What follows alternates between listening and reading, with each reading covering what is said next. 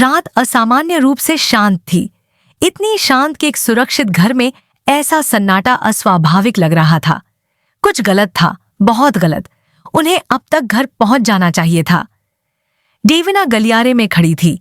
उसके वर्षों के अनुभव उसे चेतावनी दे रहे थे।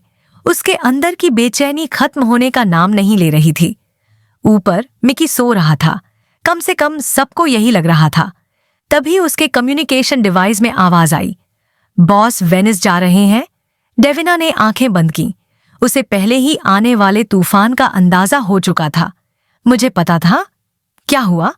उसने धीमे से पूछा। जवाब ठंडा और भारी था। बहुत कुछ, लेकिन पहले बताओ, मिकी सुरक्षित है? उसकी नजर तुरंत सीढ़ियों की ओर गई। हर कैमरा, हर अलार्म, हर गार्ड सामान्य स्थिति बता रहा था। वह सुरक्षित है, अभी के लिए, उसने सावधानी से कहा। दूसरी तरफ कुछ पल की चुप्पी रही और डेविना का दिल जोर से धड़कने लगा। क्या बात है? उसने पूछा। यह लुईस के बारे में है। यह नाम सुनते ही उसका खून जैसे जम गया। लावीन का बेटा। समिट के दौरान उसका अपहरण हो गया। अंडरवर्ल्ड उसे ढूंढ रहा है, लेकिन अपहरण करने वालों को बढ़त मिल चुकी है। डेविना ने अपनी मुट्ठियां कस लीं। गुस्सा और डर उसके अंदर टकराने लगे। पिछले कुछ महीनों में यह बच्चों पर दूसरा हमला है।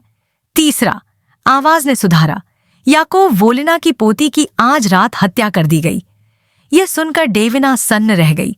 अब यह साफ हो चुका था, कोई केवल अपराधी साम्राज्यों को नहीं, बल्कि उनके वारिसों को निशाना बना रहा था।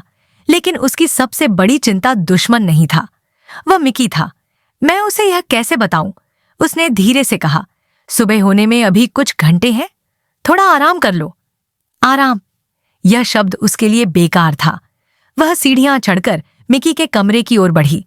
उसकी इंद्रियां हर छोटी चीज का निरीक्षण कर रही थी। एक आदत जिसे वह मजाक में अपनी नैनी विजन कहती थी। कंबल खिड़की की ओर थोड़ा खिसका हुआ था। मिकी का पसंदीदा खिलौना बतख दरवाजे के पास गिरा हुआ था। उसकी सांसें गहरी थीं, लेकिन बनावटी लग रही थीं। डेविना हल्का सा मुस्कुराई। असली नींद की संभावना 0%। वह बिस्तर के पास बैठ गई। तुमने कितना सुना मिकी? उसने नरमी से पूछा।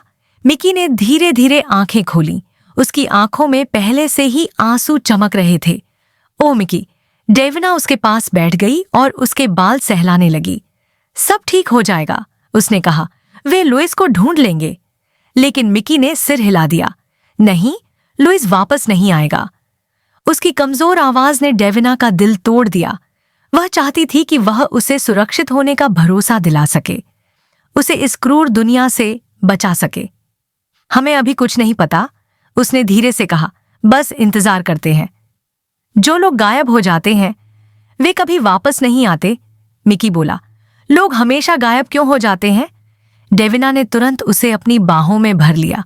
उस पल वह केवल एक बॉडीगार्ड नहीं, बल्कि एक बच्चे के टूटते दिल को संभालने वाली थी। लेकिन अंदर ही अंदर वह सच्चाई जानती थी। अगर लुईस नहीं मिला तो मिकी कभी पहले जैसा नहीं रहेगा। और अभी उससे भी गहरे जख्म बाकी थे। उसकी मां से जुड़े रहस्य, खून और सन्नाटे में दबे हुए सच। उस रात डेविना ने खुद से एक वादा किया। इस मिशन के खत्म होने से पहले वह एमेलिन और एंजेलिना के साथ क्या हुआ, इसकी सच्चाई जरूर पता लगाएगी, चाहे खतरा कितना भी बड़ा क्यों ना हो। उस रात बाद में गैब्रियल घर की निगरानी कर रहा था। आपका बेटा सुरक्षित है, डेविना ने दृढ़ता से कहा।